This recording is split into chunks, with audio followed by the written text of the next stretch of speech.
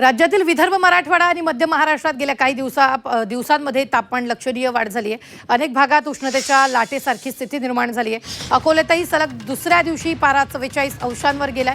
त्यामुळे अकोलेकरांना कडाक्याच्या उन्हाचा सामना करावा लागतोय।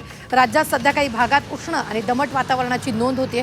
त्यामुळे अनेक भागातील कमाल तापमानात वाढ झाली असून पुढील काही दिवस ही स्थिती कायम राहण्याचा अंदाज असून त्यामुळे नागरिकांना तीव्र उन्हाचा सामना करावा लागतोय। पुढील 4 दिवसात राज्यातील काही भागातील कमाल तापमान 1 ते 2 अंशांनी वाढत झाली आहे। तर अशी शक्यता हवामान विभागाने वर्तवली। मुंबईसह कोकण पट्ट्यात उष्ण आणि दमट वातावरणाची नोंद होते। त्यामुळे नागरिकांना उन्हाचा त्रास सहन करावा लागतो।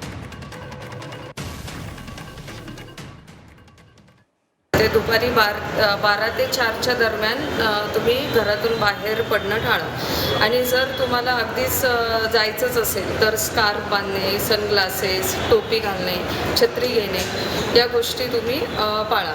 नंतर सनस्क्रीनचा वापर करा आणि ढिले सुती कपडे घाला आणि फिक्या रंगाचे असावेत।